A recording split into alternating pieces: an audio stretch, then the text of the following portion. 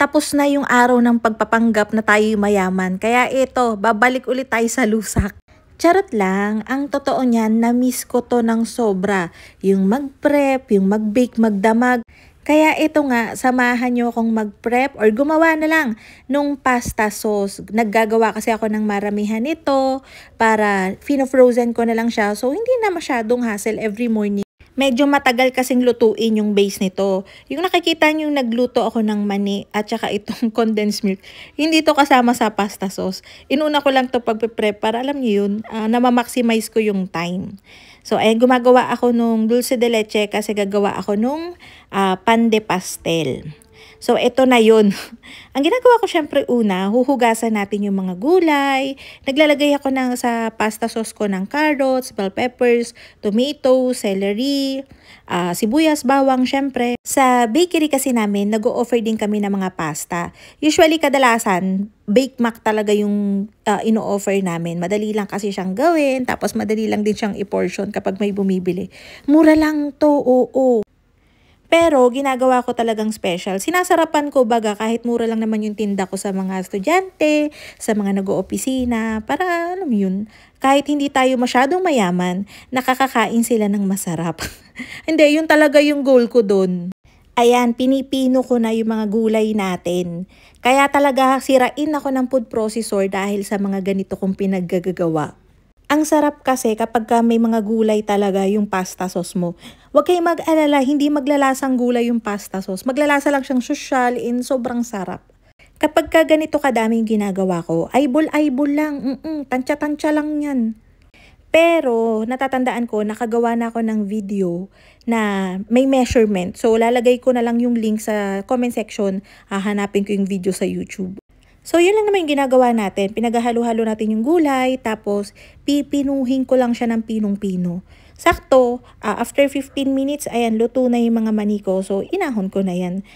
Ginagawa ko talaga to para nga, ayun, sabay-sabay na siya na pagkatapos ko nito, iba naman yung gagawin ko habang naluluto yun. Nagigets nyo? Systematic. Hindi naman systematic. Wala akong system, pero alam ko na yung gagawin ko na pagkakasunod-sunod para mas matapos ako ng maaga.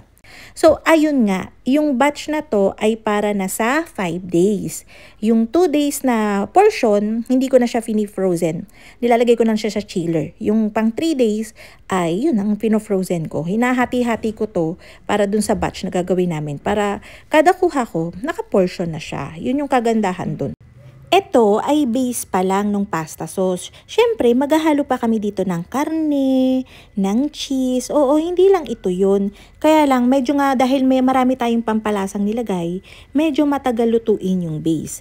Naglalagay din ako dyan ng laurel, ng oregano. Dried oregano yung nilalagay ko ngayon. Pero pag wala akong dried oregano na available, naglalagay ako ng fresh. Tapos nutmeg, ibang spices para mas masarap talaga siya. Hindi lang din sa pasta ko to nilalagay. Nalagay ko rin to sa pizza, mga ganon. Kapag ka nakompleto ko na yan, ito kasi yung matagal.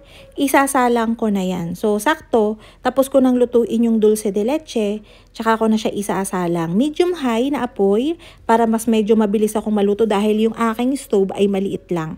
Usually dati, ang ginagamit kong stove ay yung, alam niyo yung malaki. Yung marami siyang, hindi ko na-explain, mahirap. Basta yung malaki, yung pangkarenderya talaga yung ginagamit namin mga lutuan dati. Pero dahil naghahabol tayo ng aesthetic, tinanggal ko yun. Kaya ngayon, hirap na hirap ang lola yung magluto.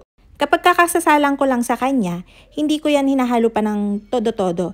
Hinintay ko muna siyang, uminit muna. Kaya yun, may time pa akong mag-imis, magugas-ugas ng mga ginamit. Kasi nga, medyo matagal tong lutuin dahil malaking batch.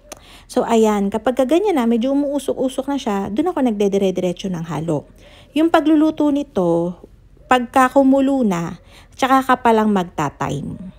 Yan, yung ganyang kulo, hindi pa yan kumukulo, mainit pa lang yan. Ang kailangan mong intayin ay yung kumukulo na talaga siya, yung nagbubula-bula na talaga. Pagka ganun na, tsaka ka palang magta-time ng 30 to 35 minutes. Alam nyo kasi, kapag nagluluto kayo ng matagal, alam niyo yun, nagbe-blend ng maayos yung mga flavors. Walang nangingibabaw. Kaya nga perfect siyang gawin ahead para hindi mo na siya gagawin araw-araw. Kasi nga medyo matagal. Kaya importante din sa akin ng freezer dahil nga sa mga pinaggagawa kong ganito. So ayan, after 30 minutes sa dire-diretsong halo, papalamigin ko lang to. Tapos tsaka ko siya ipo-portion para dun sa pasta. Usually everyday, nagluluto kami ng 1.5 kilong pasta. Yung pasta sauce na ginagamit ko is tag 2 kilos.